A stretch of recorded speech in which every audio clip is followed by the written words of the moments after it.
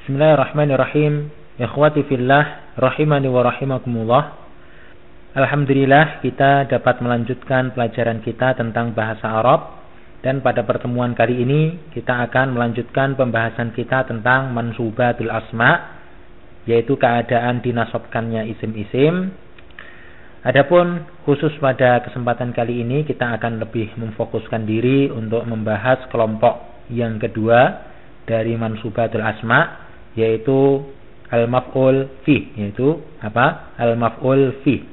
Al-maf'ul fi ini dikenal pula dengan nama dhorof, ya, dhorof. Kalau dalam bahasa kita ini dinamakan dengan kata keterangan, ya, dinamakan dengan kata keterangan. Jadi maf'ul fi atau dhorof ini dinamakan dengan keterangan. Baik, adapun secara ringkasnya kita definisikan bahwasanya maf'ul fi atau dhorof adalah isim yang menunjukkan keterangan waktu atau tempat terjadinya suatu perbuatan. Jadi bahwasanya maf'ul fi ini, ya, maf'ul fi ini atau dhorof ini dia menunjukkan keterangan waktu atau tempat, ya, waktu atau tempat di mana terjadinya suatu perbuatan. Sehingga kalau kita ringkaskan, yang namanya maf'ul fi ini dia merupakan kata keterangan waktu atau kata keterangan tempat, ya, kata keterangan waktu atau kata keterangan tempat.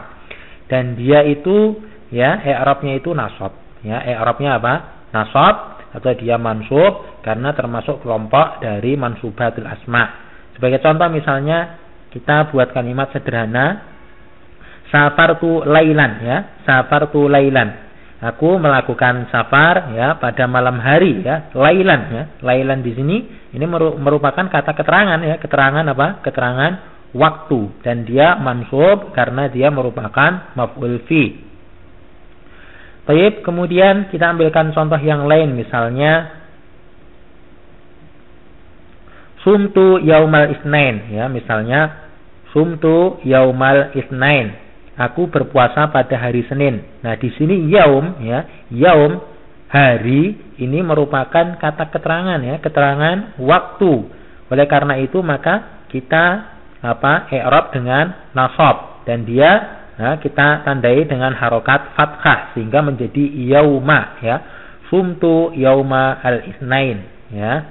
Baik, kemudian contoh yang lain misalnya kita ambilkan contoh yang lain dari kata keterangan tempat misalnya.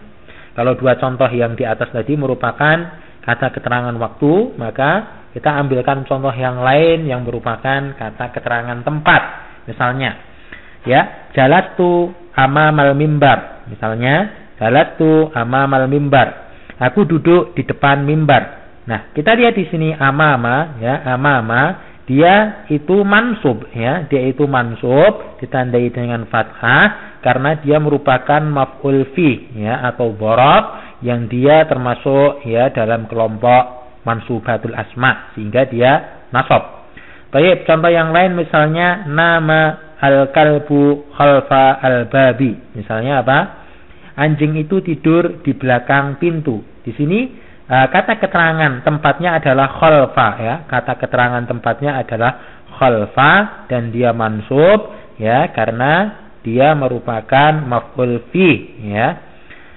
Baik, itu merupakan sedikit penjelasan dari maf'ul fi atau dikenal dengan dhorof, ya, atau dikenal dengan dhorof. Namun kita perhatikan bahwasanya apabila maf'ul fi tadi, ya, atau dhorof tadi dia bersambung dengan suatu isim atau kata yang lain, maka, ya, isim setelahnya dia itu apa? Isim setelahnya dia itu majrur, ya. Misalnya kalau contohnya jalastu amamal mimbar, maka al-mimbar di sini, ya, dia majrur, ya, dia al-mimbari, ya, seperti itu.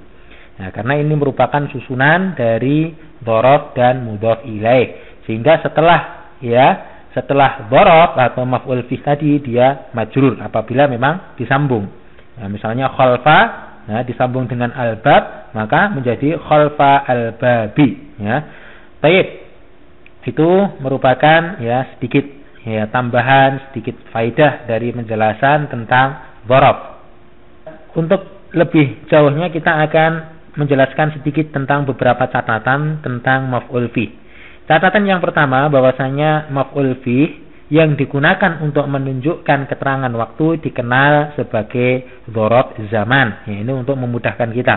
Bahwasanya maf'ul fih atau dzaraf yang digunakan untuk menunjukkan keterangan waktu, ya, waktu, maka dikenal dengan dzaraf zaman, ya. Zaman, ya. Zaman kan waktu, ya. Dzaraf zaman yaitu kata keterangan waktu. Adapun sebagai catatan yang kedua, maf'ul fih yang digunakan untuk menunjukkan keterangan tempat dikenal sebagai, ya, dzaraf makan, ya. Makan itu kan tempat. Sehingga kata keterangan tempat itu dikenal dengan istilah dzaraf makan.